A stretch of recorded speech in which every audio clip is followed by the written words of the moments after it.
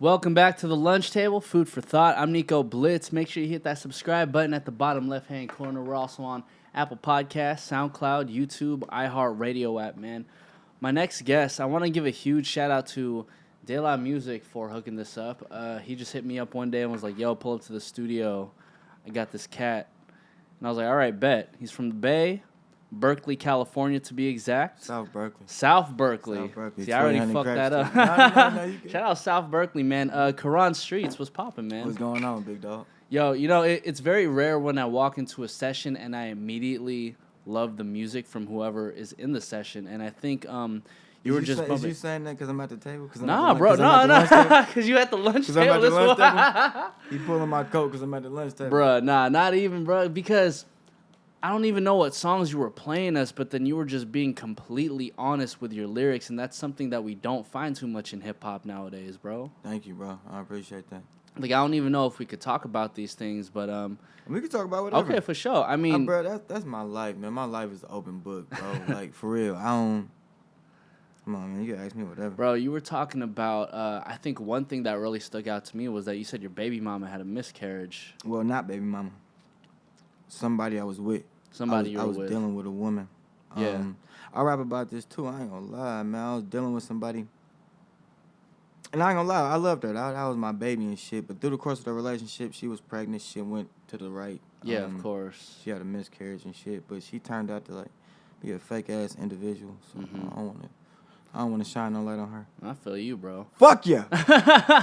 Bitch! My point being, man, not many people talk about those certain situations in their music, so I found you to be a completely honest person, especially for sharing that. That woman broke my heart.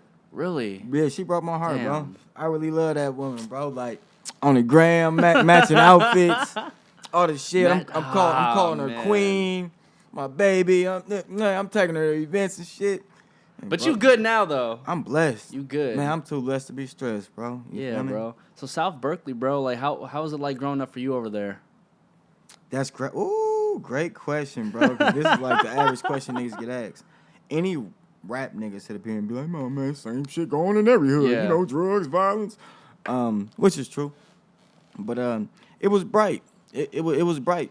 It wasn't all dark and shit. Like I used to hoop and shit.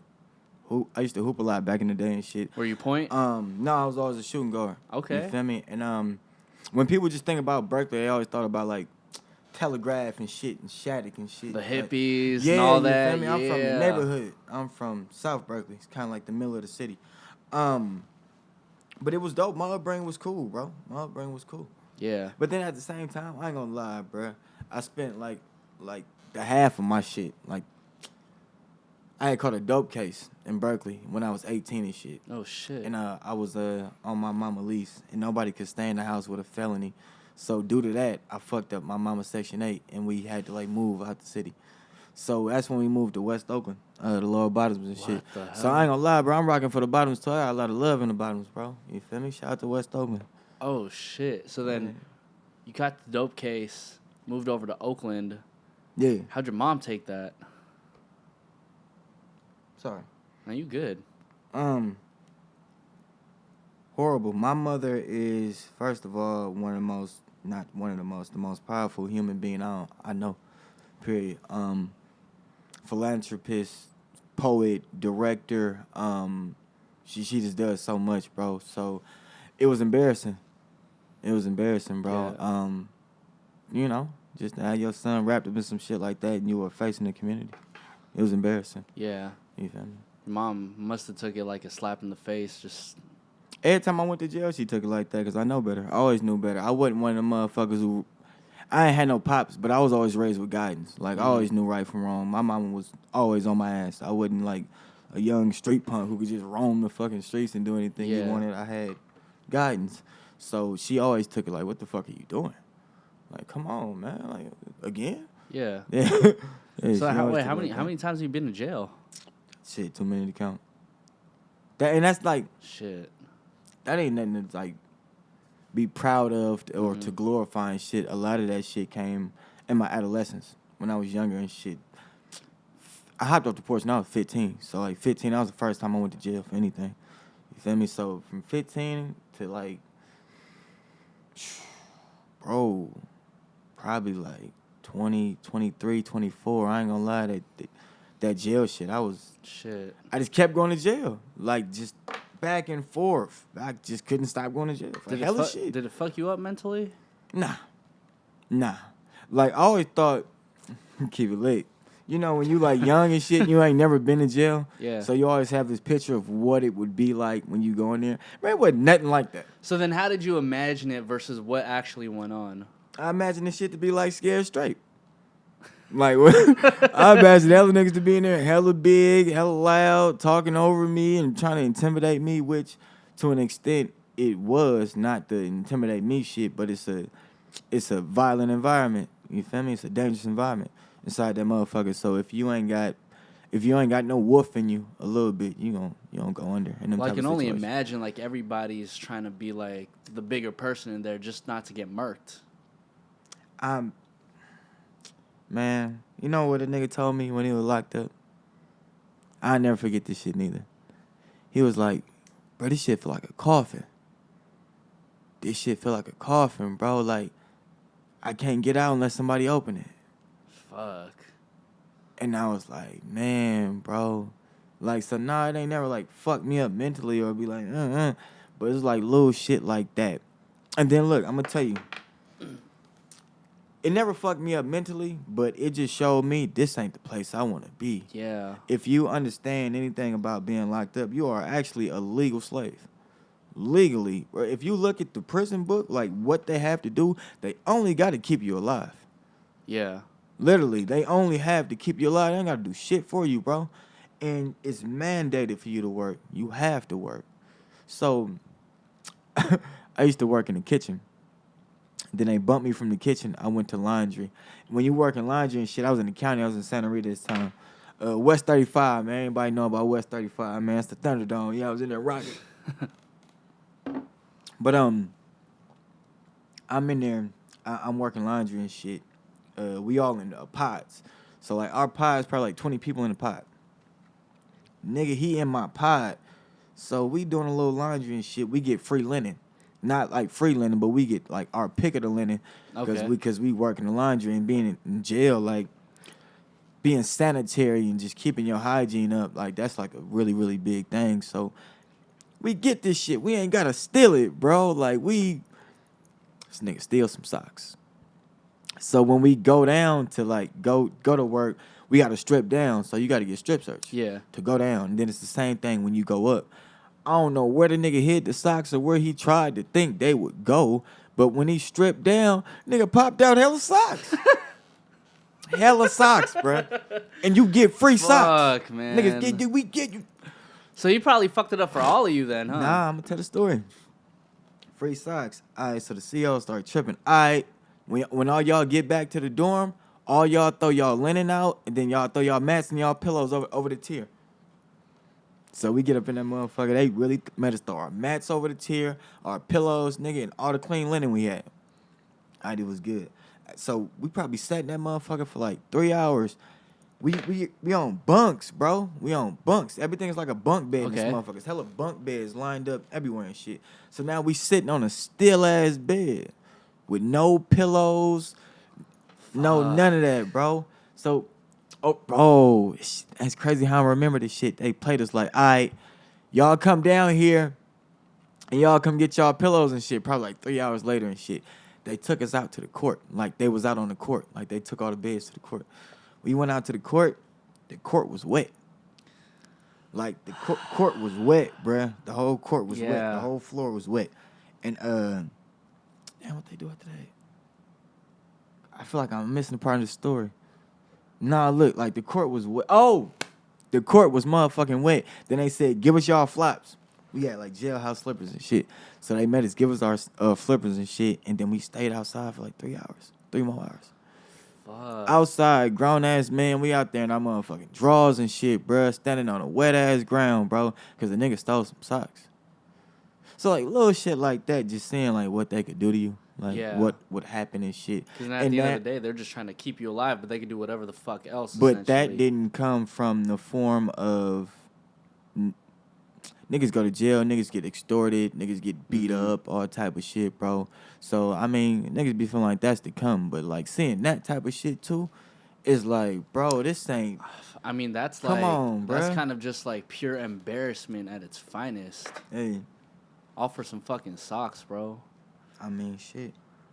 But then I'm Niggas do. surprised, bro, that, like, you've been through situations like that, but then you found yourself back in over and over again. Me too, bro. That I said that in a song I got called "Sincerely Yours." What the fuck did I say? Damn, I said this exact thing, bro, in the song, bro. I'm trying to remember the lyric, bro. Sincerely yours? Sincerely Shit, yours. let's look up the lyrics Yeah, right bring quick, this shit bro. up, bro. Sincerely yours. Koran Streets. You know, while we are on this topic, man, a lot of documentaries that I have seen about people who go to jail, they do end up studying the Quran. Yeah. Is that where you got it from? No. Always been my real name is Koran. Oh, that's your real That's name. my Oh, actual shit, name. word. Okay. Shit. Okay. No, that's my real name. I get asked that all the time. Like, no, that's my actual name. Let's see. Phone. Sincerely yours. Okay. Sincerely yours. Shit. Let me fast forward this shit, bro. Damn, bro. See, and Found this comes from me not writing, like, I don't Bro, come write no on. Lyrics music. ain't even available anywhere, bro. Damn. Bring up the It's all song. good. Let's see. Yeah, just the song. Any particular reason why your mother named you Quran? Actually, that was the name of one of her friends. I don't know if she was dealing with the nigga romantically or nothing like that, because I got the nigga name. Yeah. But, no, that was the name of one of her friends. Okay. Yeah, Quran. And then, you know, my mama is a very highly enlightened woman, you know, very knowledgeable. So I think she named me that for a reason, because it hella fit me hella well. Yeah. Yeah, for real. Well, I feel like after listening to a couple of your songs, the words that you speak, I wouldn't say necessarily on like a very spiritual level, but again, completely honest. And I think the stories that you tell are some things that people can learn from. Yeah. Which essentially, to me, is like the Bible, something that I've studied just very briefly. Which one?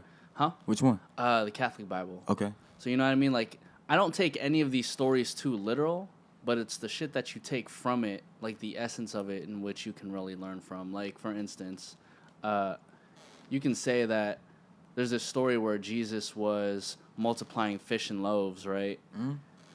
But you think about it, nobody can really just multiply like one fish into like 3 or like, you know, bread into like 5, whatever, and then pass it out to everybody in the neighborhood. But you can have one big ass fish, share it among, you know, slice it up into pieces and then share it amongst everybody, you know. And the idea about that, it's not the idea that something magical can be multiplied, but with the finite amount of resources we have, we are able to share it as a community and still thrive. Yeah. That's what I basically got from it. Oh, you want to know my... No, yeah, go ahead. I agree with you. No, I agree with you wholeheartedly, but... See, I haven't read every Bible, but I know all religions teaches different things and shit. It's all different, bro. Mine is just to treat others how you want to be treated, man. Stand with some principles, some morals. Be a man of ethics and shit. A man of code, conduct, you know. I want for my brother as I want for myself. Demand respect. That type of shit, you know. Well, word really is your bond. Everywhere you go. Man, back when I was fucked up in the sense of where I didn't have no position. You know, I ain't had no money. I ain't really had nothing for nobody to look my way in terms of support. That's all I had was my word. You know, like, if you fuck with me, man, if you look out for me, I do this. And that is only judged by your history of being a genuine person. You know, how people take your word. You know, so it's just about having a clean face card, you know? Yeah. Doing good business and shit. Not leaving a bad taste in people's mouth. Not burning bridges, you know? Because that's how you decide if you genuinely want to fuck with somebody or not. For real. It's the fake shit that gets you, like, the fake shit could get you far, but then once you get to that point in which you get exposed, that's when motherfuckers don't really be fucking with you. Anyways, bro, let's get to this shit. Sincerely yours, Koran Streets. Koran Streets. I actually just wanted to fast forward. Oh, go ahead, bro. So I can just hear what the fuck I said. In this little part.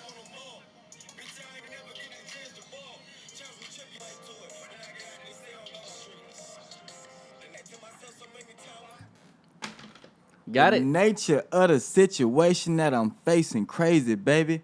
I don't think you gonna relate to it. When I get out this cell, I'm gonna get straight to it.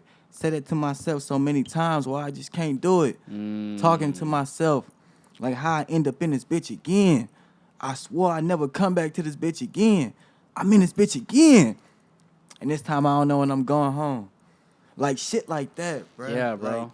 Like when you said, bro, like, does that trip you out? Although you know it's the wrong shit, why you keep going back? Yeah. That's always the thought, like, bro, I'm in this bitch again. And you could just never figure it out, huh? Like, I said I'd never come back to this bitch again. I'm in this bitch again. Like, I would always wake up, like, not even always, but, like, when I would go to jail, I would think about how I woke up that morning and, like, bro, how did my day end up like this? Yeah. How did I end up in this situation, bro? Like, what the fuck? I'm in handcuffs. Like, how did I get here? I would always think like that. Like, bro, what the fuck? And then, like, even entering jail. Like I said, I'm in this bitch again. Have you ever been to jail? No.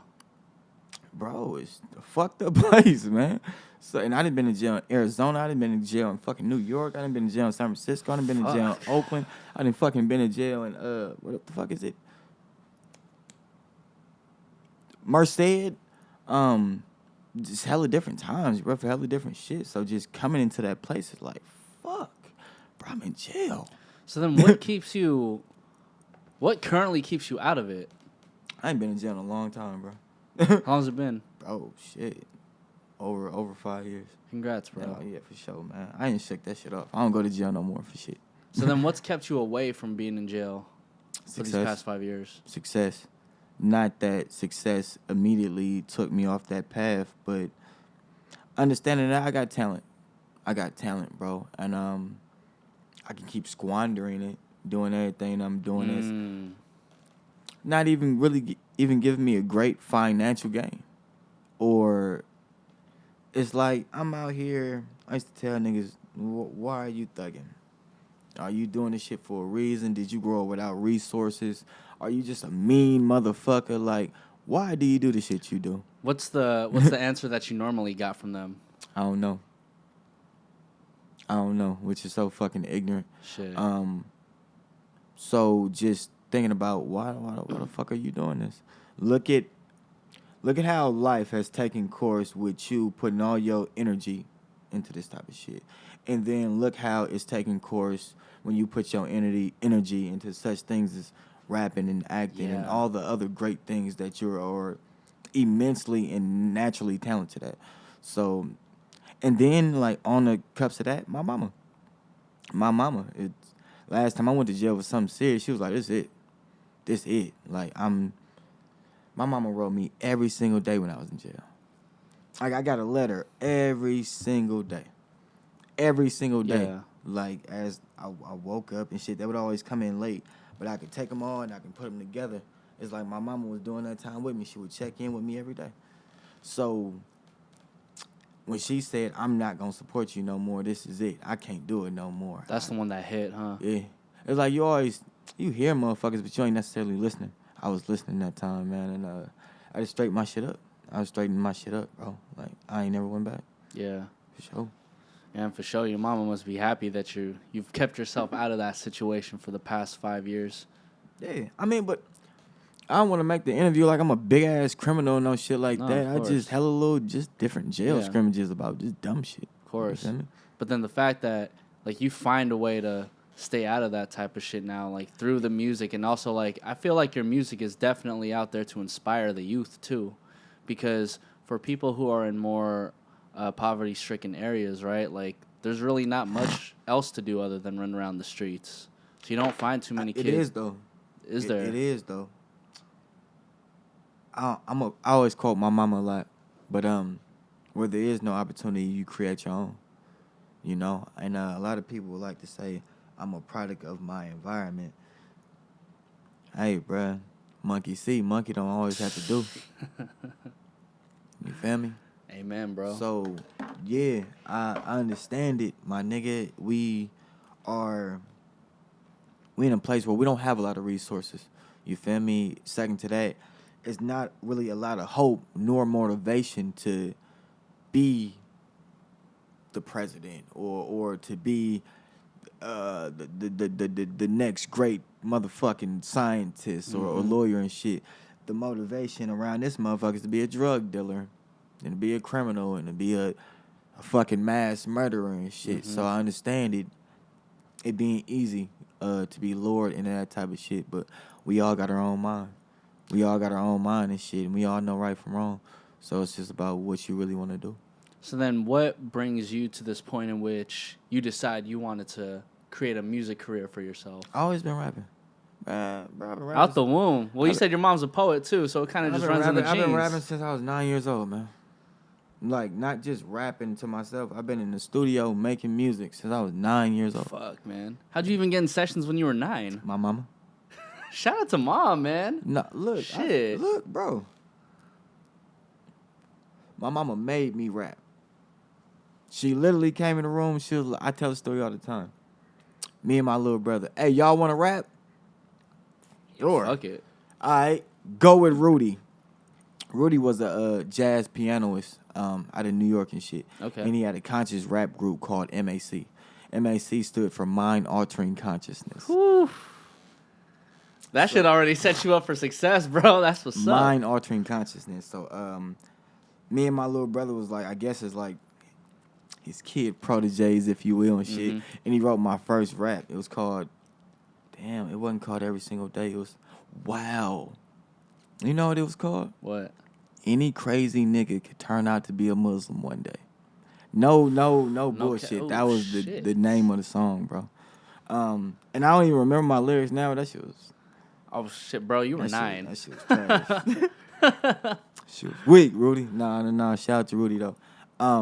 But when she was like, go with Rudy, he took me to a real studio. Like, Rudy did piano, so he dealt with live instrumentation. So I remember going into the booth. It was just like a big-ass room, and the mic was in the middle of the room. Okay. Fucking drum sets over here, guitars, the piano in the back. And then Rudy broke it down. Like, this is a 16. This is how you count it. This is a bar. 1, 2, 3, 4. That's a bar. He broke down, nigga, this is a chorus. Feel me? This is the kind of like the break. This is a bridge of a song. He taught you like all the logistics he taught of a me song. how to make That's music and shit. Shout Yeah, out to bro, Rudy. when I was 9 years old. So ever since then, I've been on it. Ever since then, I've been on it. For real, bro. I probably shot my first music video. I was 15.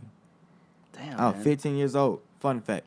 Colin Tilley shot that video. He shot my first 2 videos. What?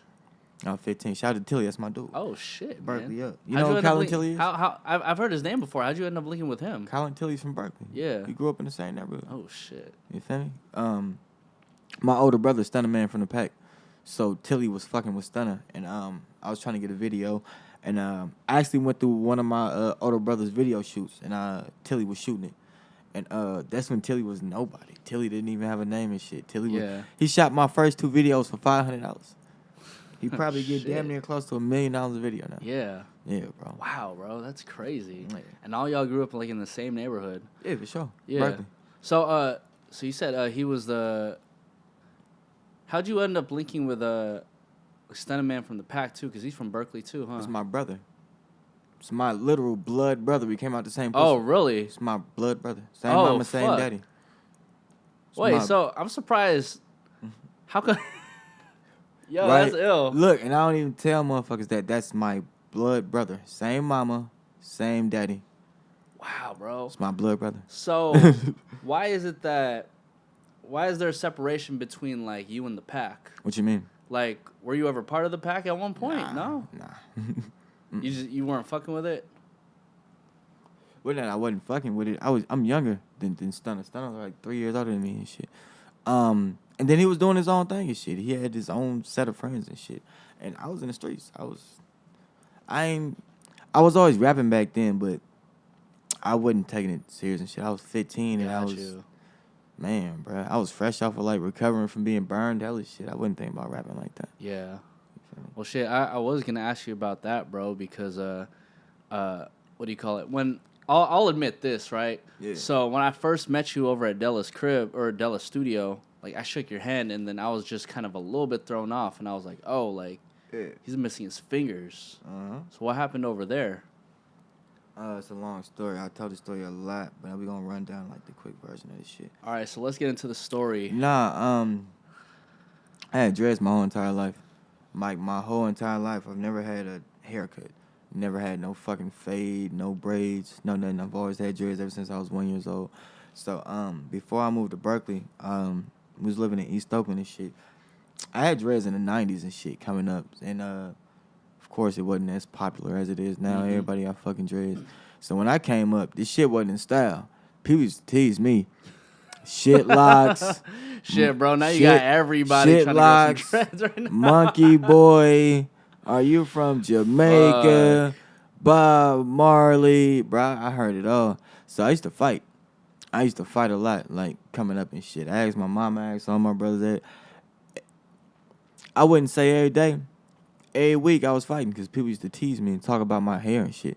So, just growing up and shit, I used to go home to mama, I want to cut my hair and shit. Oh, man, they talking about me and shit. Mm-hmm. And she would just always remind me, that's your strength. That's your wisdom. The longer they grow, the more knowledgeable you are, the more strength you get, the more wisdom you obtain. So, I always knew it. So, at the age of 12, bro, this wasn't just my hair, bro. This was a part of me. Yeah. Like, this ain't no hairstyle. Like, this is me. I literally grew up fighting niggas about my hair and shit. And also, like, I used to play basketball and shit. I was hella good. I was a shooting guard and shit. And I also grew up Muslim. All of this ties into the story. Just follow me. Yeah. My partner had a church retreat. He was Christian and shit. My mama ain't want me to go. But I still went and shit. Like, they went camping and shit. So I did the little camping shit. We went outside. That shit was cool. I came back home. I washed my hair. I started washing my hair and shit. And I seen hella bugs in the sink. Like, my hair... I'm 12, bro. My hair probably almost down to my ass, bro. My hair hella fucking long. It's really, really fucking long. So I'm thinking they got smacked. Like, it was a bug. Yeah, they were just stuck in there or whatever. So I told my mama, I think these bugs coming out my hair. And she looked in the sink. She didn't know what they was. So she said, fuck it, we got to go to the hospital. So I go to Outer Base Hospital. They tell me that I had lice. And which was uncommon for African Americans to get due to our scalp being naturally greasy. Mm-hmm. So then they just start giving me the rundown on like how to treat it. First thing they said was cut your hair. No. Fuck no. What? Dude, what? That was never on the table for me. That was never an option. I tripped. Like, what the fuck you mean? Cut my hair. You're like, I'm just going to put some shampoo, some special shampoo, whatever. But they had you cut that. Fuck that. No, I wouldn't. No, bro. Literally, like I said, I grew up fighting niggas to keep my hair. Yeah. Literally fighting niggas to keep my hair, bro. I ain't cut my motherfucking... No, fuck you. Next. No, I'm not... No, what the fuck?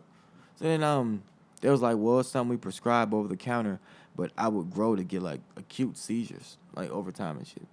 And my mom was like, what the fuck? Like, I was a shooting guard, bro. I was really, like, good on my team. I was on a traveling basketball team and shit. So I remember her saying, like, you got to go play basketball in 2 weeks. I don't want my son having no fucking seizure. Like, she wasn't with that.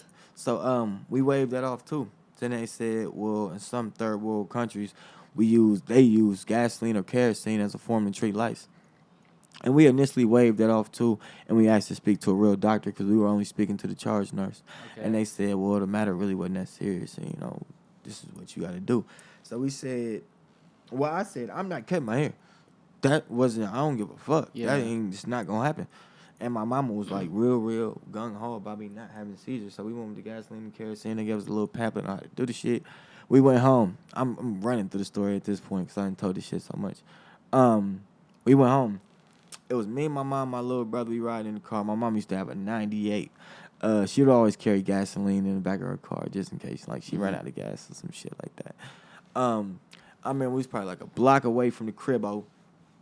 And not even a block, probably 2 blocks. Then my little brother, like, got into an argument with my mama. So he was like, let me out the car right now. I'm going to walk home. So then he got out the car. He walked home. That'll make sense in 3 minutes. my mama's a community pillar and shit, man. Like everybody would come to my mama's house from the whole neighborhood and shit. Feel me? And I'm one of 7. I got 5 older brothers. Feel me? 2 sisters. No, 4 older brothers, 2 sisters and shit. So I got a big family and shit. So on this particular day, it was hella niggas at my mama's house. It was probably like 20 niggas outside. So I remember when we pulled up to the house, the front door to the house was wide open. Saying my mama telling everybody, man, y'all get the fuck from around here, all the little, you know, what do you want? I seen you better stop being bad, just kicking the shit. We going to the crib. I immediately go in the kitchen. Mom's grabbed the gasoline tank out the trunk. I pulled the blinds down, made sure there was no natural sunlight seeping through it, made sure the stove was off, put my head under the sink. Mom started pouring the car gas on my head, and my head immediately lit the flames. Like, I was, shit, I'm about to do this. Like, look, bruh. Like, this the car gas, this my head. It's like a drop, boom. Whole head. Just lit on fire. Whole head, bro. And I knew this back then, but I didn't think about it. All forms of gasoline give off invisible gasoline vapors. So, and if you ever flicked the lighter and looked at it real close and seen like the white light over the lighter, that's a gasoline vapor. So the invisible gasoline vapors are always in the air.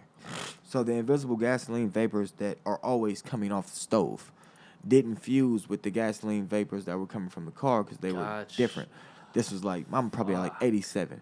You know, and it's all type of gas. There's fucking propane, there's biodiesel. Yeah. So they created an invisible spark, kind of like spontaneous combustion.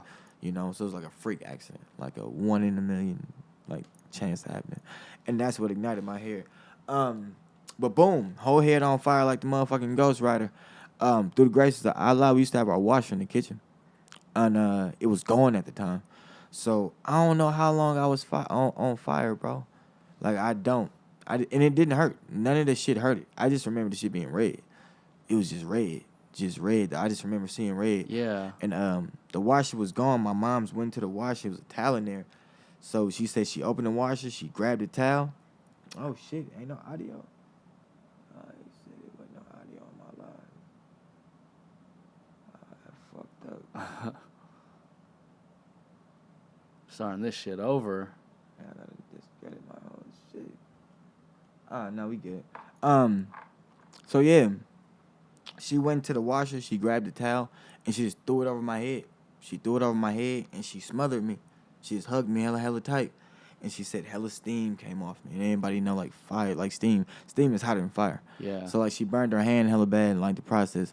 But I remember when she put me out, my back was against the refrigerator. And then the refrigerator was right in front of the back door. Our back door used to be in the kitchen as well. My little brother was coming around, like, the side of the house through the back door. And it seemed like almost instantly, like, when I caught my breath, I seen my little brother. And my little brother just looked at me, and he just started crying. He just started breaking down in tears, bro. And then I was in shock. So I remember I got up, and I ran to the bathroom. Man, I ran to the bathroom. Bro, bald-headed. Totally, bro, my hair was down on my ass damn near. Totally bald-headed. Whole face was black. Whole face was black. I remember I looked in the mirror, I licked my lips like LL Cool J. Straight up. I came out to the living room, and by that time, all the niggas who was outside, they had ran in the motherfucking house. So it was hella commotion. Then I just remember I looked down at my hands. Bro, my hands was like green, like, and like stiff. Like, I couldn't move them like whatsoever, bro. And, like, my fingernails was like literally, like, my fingernails was like literally dripping off my hands, bro, like candle wax, bro. Fuck, dude. And then I just remember saying, like, bro, who put the fire on me? Who put the fire on me? And then mom was like, nobody, baby, nobody. And I'm like, I looked down at my hands again. I'm like, bro, I ain't never gonna play basketball again. I said, bro, I remember this shit hella vividly. I'm like, I ain't never gonna play basketball again. Then mom was like, sit down, baby. So I sat down, looked at my hands again, bro. I'm like, bro, I ain't never gonna get no hoes. In the middle of motherfucking almost dying. You thinking about basketball I'm thinking and hoes, about bro. some bitches. Fuck. In the middle of almost losing my motherfucking Oh my life, God. I'm thinking about some hoes. Just about a bitch. So, I remember I just sat down. I don't know how long it took, like, for the ambulance to come and shit, but I was popular in my neighborhood and shit. So by that time, it like all my neighbors and shit had like came outside and shit. So I remember I go outside. I'm walking to the ambulance. This shit was like the walk of shame, man. Like, bro, oh, what happened to, that's the little nigga who be playing basketball. That's fucked up. Man, he was sauced. Oh, bro, the whole way, bro. I'm like, it's just like Fuck, this, man. bro. I remember I get into the back of the ambulance. Keep in mind, I don't feel no pain. Ain't none of it. I don't feel nothing. Ain't none of this shit hurt it. Man, they say being burned and being shot are like the two worst injuries you could ever sustain in life. I get into the back of this ambulance, man. This shit, I just remember saying like, it's starting to burn. It's starting to burn. And it was like an internal burn, bro. This shit started burning. Yeah, like my body started feeling like hella hot, like How'd on the that even inside. happen? I don't fucking know. Shit. I'm fighting for my life at this point, shit. But I just remember like the ambulance, they had hella like water capsules in the ambulance. So I remember like them opening the motherfuckers and just pouring hella water on me. Just hella water, hella water. And I passed out. Like the pain was so great. I passed out. I fell into a coma for 6 months. Nigga, I woke up 6 months later, bro, in a full body cast from head to toe. Bro, I remember this shit so fucking vividly, bro. In a fucking full body cast. I had a tube in my mouth. I opened my eyes. First person I seen was my mama. I said, Mama, I love you. I whispered the shit. She said, I love you too. And she said, I fell back into a coma for a week. Bro, I must have woke up. They took the tube out of my mouth. First thing I said, I'm like, why the fuck is my whole body bandaged? Not why the fuck, but I'm like, Yeah. Why my whole body bandaged? Everybody was like tripping. Like, my head caught on fire. Like, my head caught on fire. So, like, I took on hella smoke inhalation. So, then I was in a coma for so long, everybody thought I was gonna wake up retarded. Like mentally impaired and shit. Like, so when I was talking and I was regular, everybody was like, oh, okay. Yeah. So then they started running me down the story. I'm like, why my whole, like, body bandaged? Mama was like, you was burned beyond 4th degree. You were burning parts of your body where the skin pigmentation would never grow back. And I didn't want you to be pink for the rest of your life. So I told them to do something called a skin graft, to where they had to take skin off another part of my body and put it right there. So, like, this whole little strip right here, like, they took this off my back. You feel me? Like, and then, like, on my arms and shit, like, they took skin from my legs and shit and put it on my arms. And I remember, bruh, I didn't not probably, let me count. I didn't have 24 plastic surgeries. 24. 3 of them was, like, out the hospital and shit. But I remember this in the hospital. I'm probably on fucking surgery, fucking 10 at this point. I remember I go to a surgery, I come out.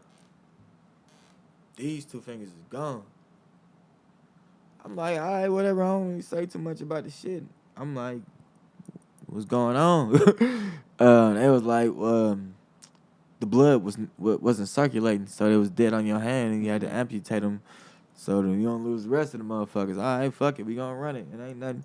I go to another surgery. They cut these 2 on the same hand. Fuck it. I'm a soldier, bruh. Mm-hmm. It's all good. I'm You gonna still get through running it. shit, bro. You can still smoke the blunt. Still popping shit. So look, we go to another surgery after that. They cut the tips of these 2 off. Hey, look, I'm gonna keep it lit. Like I said before, at that point, I'm like, hey, hey man, they gonna cut a nigga arms off? Yeah. They gonna cut my what's popping? Do you feel like you've been through like the worst of it already? Like the worst that you could through life? And at this point it's kind of just like it really is what doesn't kill you make you stronger type of shit? I mean, saying like the worst, that's subjective to who you ask. You feel me? Cause like, bro, my low could be somebody high, bro. Like it's a motherfucker who would love to have my problems. You feel me? So I don't really try to look at it like that. But I done been through a lot of shit. Yeah. I done been through a lot of shit, from the system to literally fighting for my life to just being stricken with like great fucking poverty. Like, you know, like, so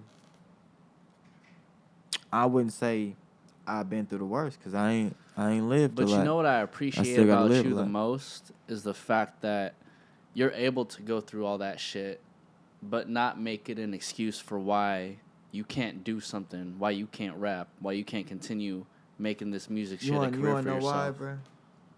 Because I'm a soldier, bro. Nah, like, for real, For real, bro. Nah, like, and if you look up the definition, I'm a soldier, bro. I've been tested, tried, bro, and I'm true to this shit, bro. Like, a lot of my life been like adversity and overcoming obstacles and shit, bro, and just having the cards stacked against the nigga, you know, and being dealt like a bum ass hand. That ain't. I always looked at it like, it's motivation, like, shit, bro, like that, like they got all of that. I got this, and I'm trying to get there, bro. Look at everything everybody else is afforded to get to the same place I'm trying to go to, and that's my destination. It's not like, well, fuck it, I tried. No, I'm gonna get there, motherfucker. Yeah. So my whole thing is just figuring out how. Yeah. Figuring out how, but that's what my mama say. You gotta stay on the path, like rocks and all. Stay on the path, man. Don't stray away from the path. And I've been on the path all my life. Mm-hmm. You feel me? I'm still on it. I feel like for you, it's just a matter of doing it more and more until something like really sticks with the people, bro. Yeah, I'm already sticking with the people. So before this conversation started, we actually had a conversation about your music and an unfortunate situation that happened with your hard drive. Yeah. So I don't even know if I can ask you, like, you know, when we can expect new music from you. Immediately. Like I said, stay on the path, bro. Rocks and all, bro. Like, that type of shit, I don't even like put out there and shit. Because my mom always told me. Let me just say that. If anybody, like, listening to shit. Like, bro, I lost my whole hard drive last week. Like, literally. None of this shit was backed up. Every song that I've ever exported to date, bro. Both my last albums, this whole new album I'm working on, bro, I lost everything. I lost all my fucking music, bro. I get on the gram and cry about this shit, though, and whoopty-whoop, and oh, my God, and what am I going? Yeah. Bro, I'm a fucking boss. I'm a fucking soldier, Figure bro. that shit out. I'm gonna figure it out. Yeah. You feel me? But immediately, bro, this shit ain't gonna change nothing. True Feelings, Deep Thoughts, the album this summer. There we go. It's gonna be a motherfucking masterpiece. Shit, man. There it Check this is. shit out. So shit, Koran Streets, man. I really love and appreciate your story, bro. Man, and thank you, so brother. much for sharing that with us. Thank you for having me. And you know, for me, after just even hearing a couple songs that you played for me and Della, I cannot wait until you drop the Thank new you, album, brother. bro. Appreciate that. Koran Streets, where can everybody find you? Oh man, at Koran Streets on Instagram, KORANSTREETS with an S, not a Z. Not a Z, bro. Don't spell my shit ebonically. God and also, damn. it's not Koran. It's by the way. It's Koran. I'm glad you brought that up. How you pronounce my name is Koran. Koran. So I'm gonna say it one more time. Koran. Koran Streets. You Koran know I Streets, got it. man. R.I.P. JB the motherfucking legend, man. Shout out South Berkeley. Yeah, Shout out man. your moms. Yeah, shout out moms. Ayodele and Zinger. Dr. Ayodele and Zinger. Yee. Hey. This is the lunch table. Food for Shout out to thought. the lunch table, man. Food for thought, I'm man. It's a Nico blessing. Blitz. Shout out Della Music too. Hey, yeah, shout out my dog, man. Appreciate you.